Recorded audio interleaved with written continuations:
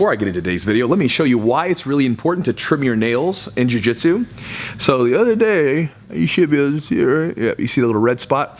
So I was rolling with a guy the other day and he poked me in the eye, a little bruising, nothing, no real damage to the eye. But if his nails had not been trimmed and they've been long, could have really done some damage. So make sure that if you guys are training, trim those nails. Now, let's do the video. So got a question from Ian. Ian's still a young guy. He's like 17 years old, so he's kind of that almost an adult, still kind of a teenager. And he said that in his gym, he's been training a little bit before the COVID and before the lockdown, and he got back to the gym recently, been training for a little bit. And he says that in his gym, his biggest problem is escaping mount. Now, he sent me a message asking for techniques. He was like, Chewy, I need a technique to get out of this position because I get stuck in mount. I sent him a message back asking about more specifics, so this way I can get a better read on what's going on. And his reply back to me was what really just came screaming out of the message was, I'm really uncomfortable in the position, I panic, and you can get the idea, right? And so I didn't want to go on the mats and do a technique because, Ian, I honestly don't think a technique would help you in this situation. I got something better for you, I think. And so, brother, thank you for the question, and let's get into it. So, Ian, I'm not going to do a technique for you today, but what I really want you to understand is one of the biggest things, because I know you're still relatively new to jiu-jitsu, one of your biggest things is to get comfortable with the uncomfortable. That's a big part of jiu-jitsu. That's like one of the biggest things, one, that you have to learn, or that you, and by learn, I mean you have to like just feel it. And then two, that will spill out into every other aspect of your life. So first off, like women, a lot of times the women that come into my gym, some men too, but like women have a lot of discomfort initially being this close to someone, right? It's usually not comfortable to them, but they get used to it. For a lot of people like me, mount was my worst position. When people would be on top of me, putting all their weight on me, I used to tap out all the time to pressure. Like my girlfriend, she was reading, I'm writing a book right now, a jiu-jitsu book, and there's a point where I'm letting basically all my friends read it, so this way they can tell me what they see and what they think of it. But my girlfriend's reading it, and she was reading one of the chapters, and I talk about this specific thing where I used to tap out all the time to pressure because I would hyperventilate, I would panic, I was uncomfortable, and I would just push and shove, and when I felt like I couldn't breathe, I would tap. And then my coach would let me, and eventually I had to deal with it, and I learned how to breathe and relax, keep my arms tight, and I got comfortable with that uncomfortable position. Okay, now why this is important is once I was able to do that, all of a sudden I'm able to think a little bit and escape the position. And this is why, like with my white belts that train, like all of them, like I just had some newer white belts in today, I did the same thing with them. We started in the mount position, and what I did was I had them start with their elbows in tight, arms tight, and I said, listen, I don't even care if you guys escape today. All I want you to do is see how long you can keep your arms in tight.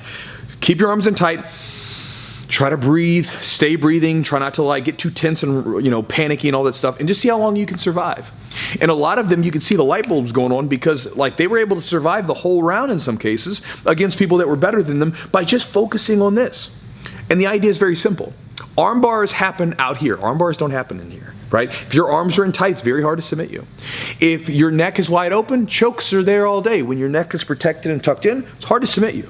Hard to submit with the choke. So that's the idea. We're bringing everything in to this defensive posture to protect ourselves. And so what I would say, Ian, before we worry about techniques and before I give you another technique to try that's not going to work for you because you're going to panic in the situation, let's kind of go back a little bit and let's start with surviving first. Let's start about getting those arms in tight. Let's get really tight in position. And the next time you roll in the gym and you get stuck in that position where someone's on top of you, don't even worry about escaping.